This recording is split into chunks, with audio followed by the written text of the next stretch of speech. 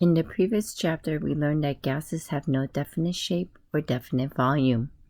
It takes the shape of the container, and we know that gases are mostly made up of empty space.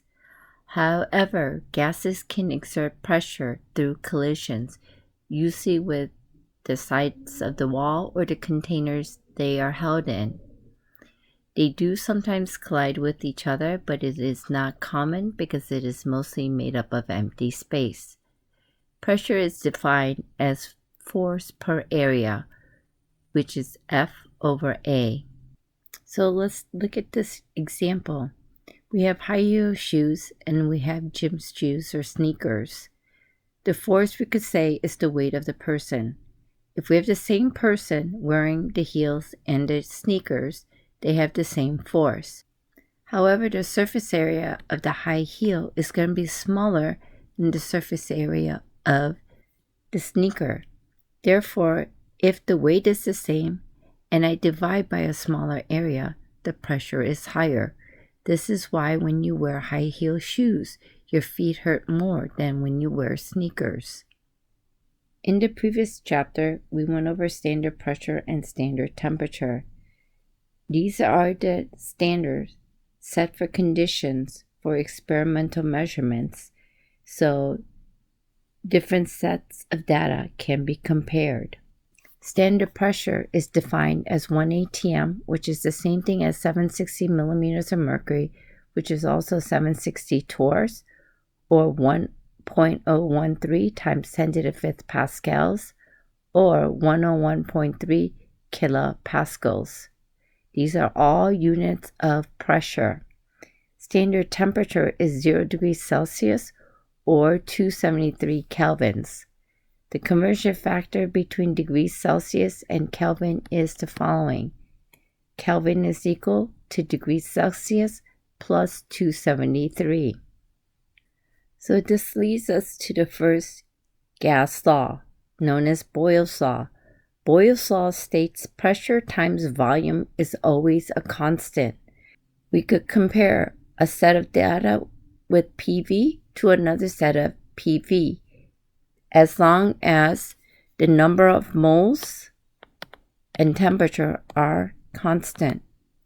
So this tells us that P1V1 is equal to P2V2. If I compare P1 and V1, these two are inversely related. What that means is as pressure goes up, volume will go down. If pressure goes down, volume will go up. So if you plot pressure versus volume, you will get an inverse curve. In general, all gas problems will be given in a story problem. The easiest way to tackle these until you understand how to solve for them is identify the variables. When you identify the variable, the equation will come out. If I look at number 17 from your worksheet, a gas occupies 25.3 mLs. If you do not know how to identify what these numbers mean, look at the units. 25.3, it has units of milliliters. Those are units of volume, so we know that is 25.3 milliliters. It has a pressure. If you did not know 790 was pressure, look at the units. Millimeters of mercury are units for pressure. So the pressure is 790.5 millimeters of mercury. Determine the volume. So we are looking for another volume. So that means there's a second volume. So 25.3 is actually volume 1. And this is volume 2, and we don't know what that is. If the pressure is reduced, so that means we have a second pressure. So the first one, 790.5 was pressure 1. This is 0.804 atm. Again, if you did not know this was pressure, look at the units, atm. We have 2 V's and 2 P's. Only equation with that is Boyle's law, P1 V1 equals to P2 V2. So if I plug this in, I cannot solve because these must be like units. So you could either convert 7 90.5 millimeters of mercury to ATM, or you could convert the ATMs to millimeters of mercury. I'm going to convert P2. It does not matter which one you do. P1 is 790.5 millimeters of mercury. V1 is 25.3 milliliters. P2 is 0.804 ATM. Dimensional analysis, 1 ATM, 760 millimeters of mercury, and this is V2. If you're struggling with math, solve this out first and solve the rest. If you plug this into the calculator correctly by multiplying 790.5 times 25.3 and then dividing by 0.804 times 760, you should get approximately 32.89416. Now we need to go back and do sig figs. This is a conversion factor, doesn't count. There's 3 here. The 0 is surrounded by significant digits, so there's 3. This one has 3. This one has 4. This 0 is also significant because it's surrounded by a significant digit. Since we're multiplying and dividing, it's the least amount, so it's going to be 3. I start from the left, 1, 2, 3. I look to the right, 32.9 units of milliliter. Pause the video, try number 22 on your own, and then check your answer. So again, the first thing you want to do is identify the variables if you don't know what equation to use. You have 200 liters. Since this is in units of liters, we know that's volume. Add 2 ATM. This is units of pressure. So we know we have a pressure of 2 ATM. 28.0 degrees Celsius, so we have a temperature. Is placed into a tank of 600 kilopascal. Kilopascal is pressure, so we know we have a second pressure. So the 2 ATM was pressure 1, and this is pressure 2. 600 kilopascals. Find the volume, so we know there's a second volume. The temperature remains at 28.0 degrees Celsius, so the temperature can be ignored because if you include it, you're going to divide it out anyway.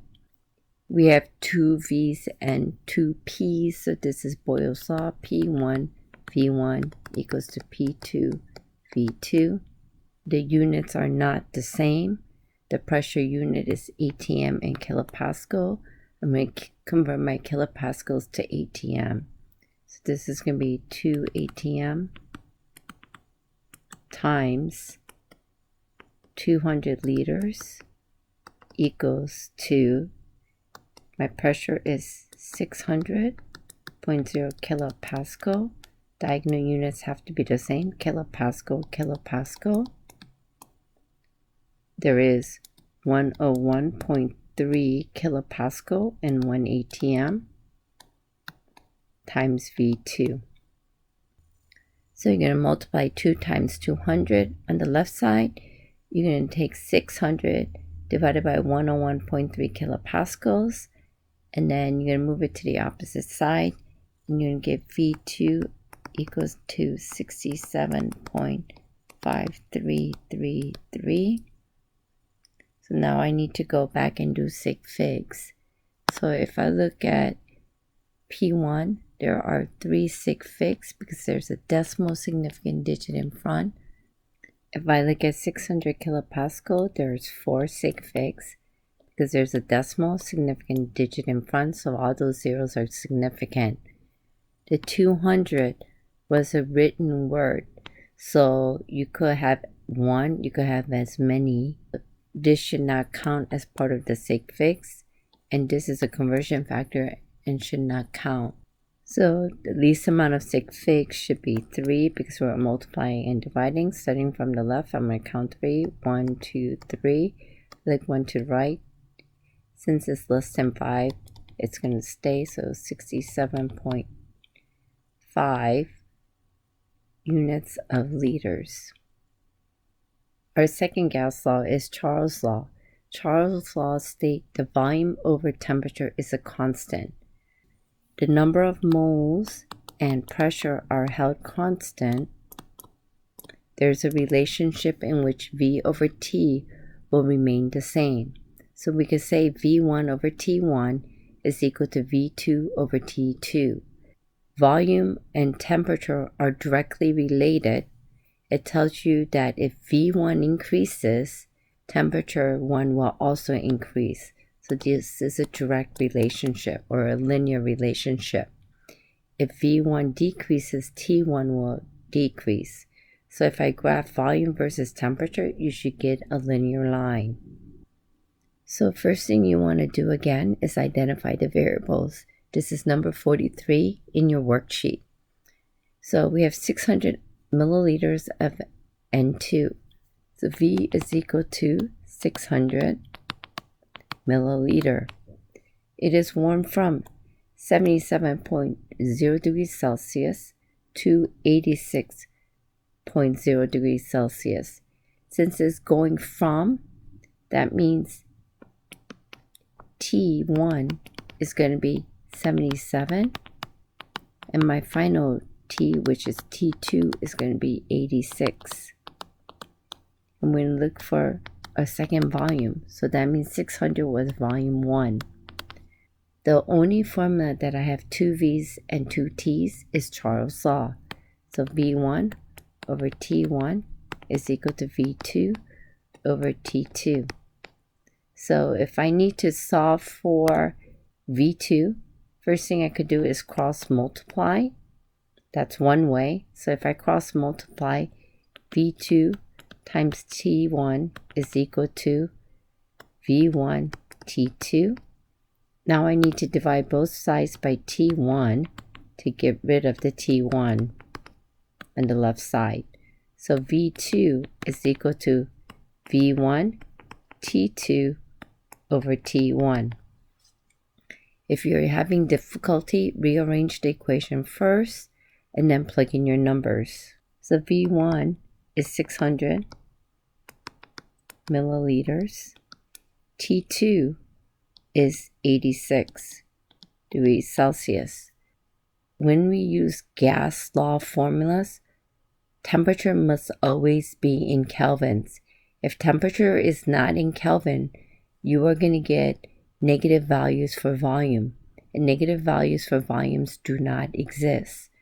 So remember, temperature Kelvin is always this temperature of degrees Celsius plus 273. Degrees Celsius, you're going to add 273 to convert it into kelvins. This is going to be divided by the initial temperature, which is 77.0 degrees Celsius. Again, you need to convert into kelvins. You're going to add the parentheses, 86 plus 273, then multiply by 300. You're going to add 86 plus 273, then multiply by 600, divide by 77 plus 273, which equals 615.428. Now I need to go back and do sig figs. 600 has 4 sig figs because there's a decimal and a significant digit in front. So T1 has 3 sig figs, but that's not the correct sig figs, because in the math we have to add the 273. So if I add 273 to 77.0, this becomes 350. Since 273 is a constant, we ignore it, the last significant digit, because we're adding and subtracting, or the least precise position is the tenths place. So this is where I would round this number. So here it would be 350.0 if I do my math. And so this one will have 4 sig figs. Decimal, significant digit, those zeros are significant. So if I do the 86, if I just count that, there's 3. But when I add, I have to line up the decimal. Again, 273 is a constant, so we ignore it. So the least precise position is the tenths place. So if I do my math, this is 359.0. So again, here, there's 4 significant digits because there's a decimal and significant digit in front. So my final answer needs 4. 1, 2, 3. The 1 to the right, the 4 stays. So this is 615.4 units of milliliters. Number 1, if you're struggling with the math, rearrange the equation before you plug in the numbers. Also, you could calculate the kelvins for the temperature prior to plugging it into the equation. This is number 53 in your work packet. Pause the video, try this on your own, and then check your answer. We're going to start again by identifying the variables. We have 50 liters of O2. Liters here tells you its volume. Add 20 degrees Celsius, so that is temperature. It is compressed to 5 liters, so there's a second volume, so that means 50 was our first volume. What is the new temperature? So we're looking for T2. So if 20 was T1, there's 2 V's and 2 T's. The only formula is Charles' law. So V1 over T1 equals V2 over T2. Again, if you are stuck, do the algebra first. We're going to cross multiply. We're going to get V1 T2 equals to V2 T1. We're solving for T2, so we're going to divide both sides by V1. And so T2 becomes V2 T1 over V1. Now I'm going to plug in the numbers. V2 is 5 liters. T1 is 20 degrees Celsius. We have to convert to Kelvin, so we have to add 273 divided by V1, which is 50.0 liters. So if you do all the math correctly, you should get 29.3. Now we need to go back and do sig figs. So V1 has 3 sig figs. Decimal, significant digit, all zeros are significant. V2 has 3 significant digits, decimal significant digit, so all significant.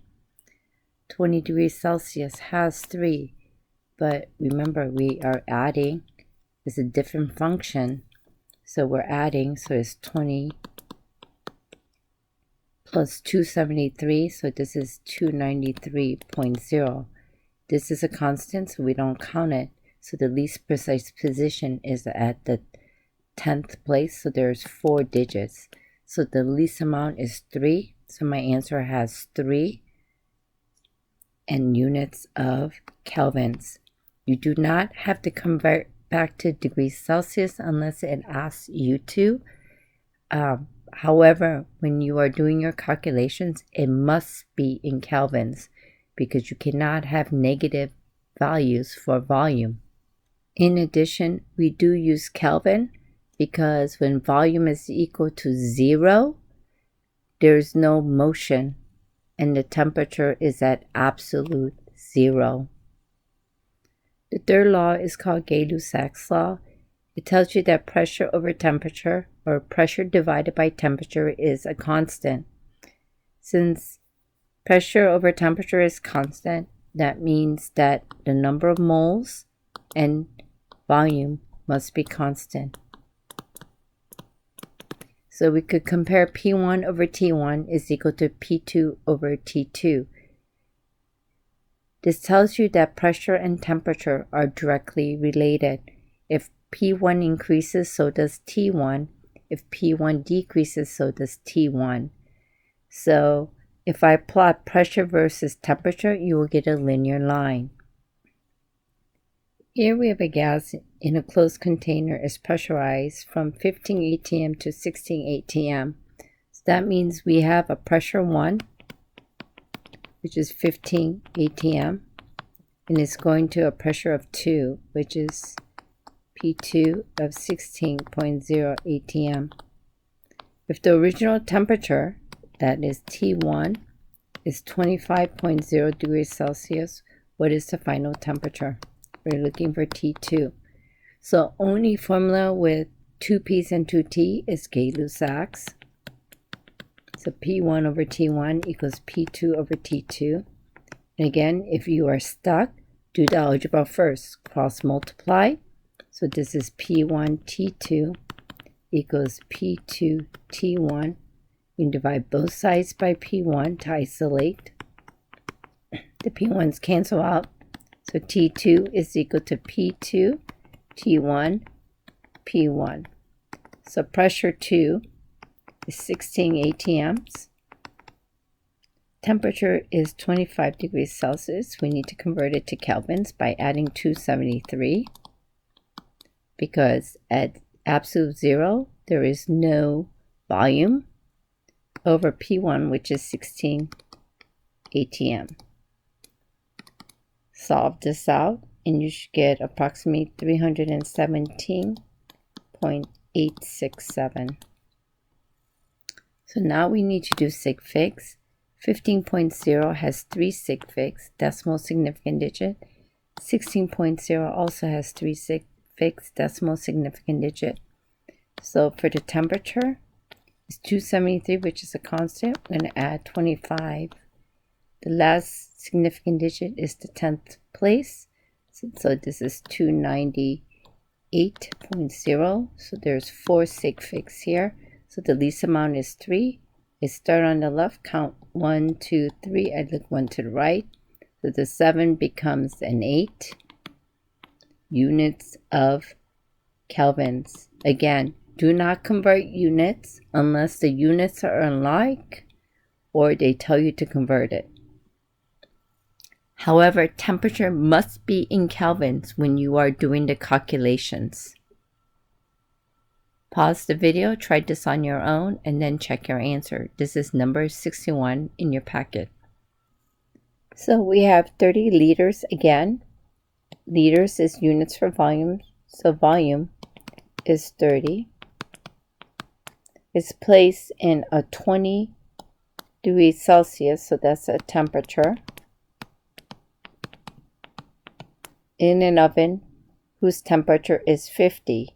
So we have a second temperature that is 50. So that means T2 is 50. That means 20 has to be T1. The pressure inside of the container at 20 was 3 atms. So at 20, we have a pressure 1 of 3 atms. What is the new pressure?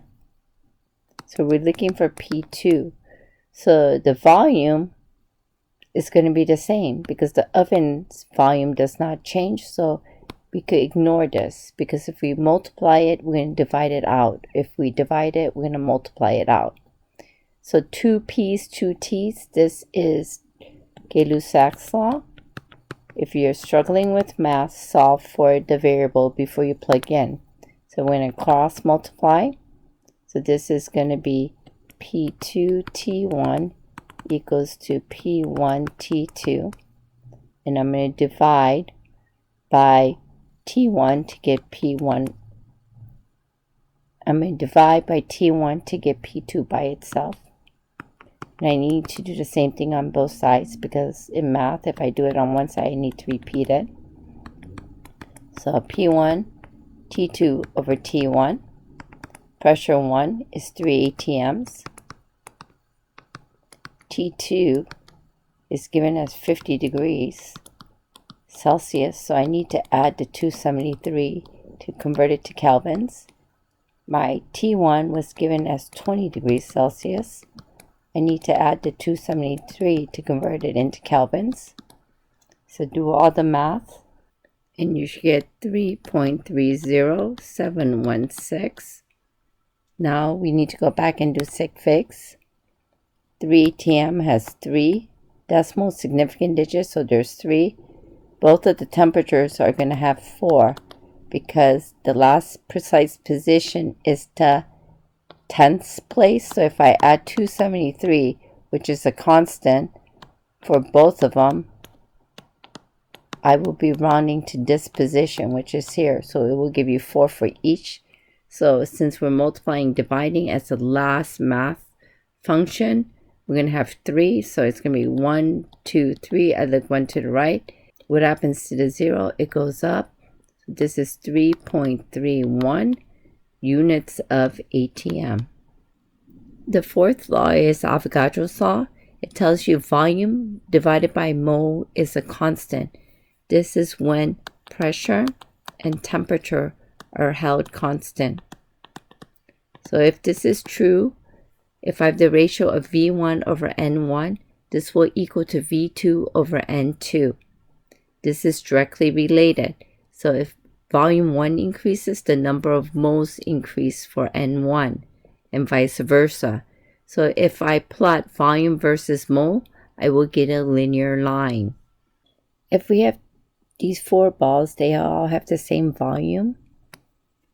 For example, 22.4 liters. They're going to have the same number of molecules because we know that at STP, 1 mole of any substance X is equal to 22.4 liters of X. We also know that 1 mole of X is going to also equal to 6.022 times 10 to the 23rd molecules of X. Since they're all 1 mole, the volume is the same, the moles are the same, and the number of molecules are the same. However, the molar mass will be different because why? 1 mole of X is equal to its mass in grams off the periodic table. Hydrogen will have a mass of 2 times 1.01 grams. Argon will have a mass of 39.95 off the periodic table. Nitrogen will have a mass of 2 times 14.1 gram off the periodic table. And helium will equal 4.00 grams off the periodic table. So if the volume is the same, the moles are the same, the molecules are going to be the same, or the atoms are going to be the same. However, the molar mass will be different because each of the mass will be different off the periodic table. So let's try this first problem. We have 5 liters, which is a volume. Gas contains 0.965 moles, so that's N. Amount of gas is increased to 1.80 moles, so that's mole 2. So that means that 0.965 moles is mole 1. What is the new volume? So we're looking for V2. This is V1. So only formula with 2 V's and 2 N's is Avogadro's, which is V1 over N1, which is equal to V2 over N2. Since we're solving for V2, again, if it helps, solve for V2. Cross multiply V2 N1, V1 N2, divide both sides by N1. So V2 becomes V1 N2 divided by N1. Now I'm going to plug in. V1 is 5 liters. My N2 is 1.80 moles. My N1 is 0.965 moles. So 5 times 1.8 divided by 0.965 will give you approximately 9.33. Now let's do sig figs. There are 3 decimal significant digit here. There's 3 decimal significant digit, so that's 0 is significant, so there's 3. My final answer has 3 units of liter. Pause the video, try this problem on your own, and then check your answer. So again, we're going to identify the variables, calculate the moles. So we know we're going to look for moles of argon if the volume doubles while everything else is held constant. It tells you we want to calculate the moles of argon if the volume doubles. So Our initial moles, we don't know, so we're going to use the variable n. Since the volume doubles, my initial volume is V. My N2 is what we're looking for. My V2 is going to be 2 times the volume because the volume doubles here. So the only formula with these variables is Avogadro's. So V1 over N1 equals to V2 over N2. I'm going to solve for N2. I'm going to cross multiply.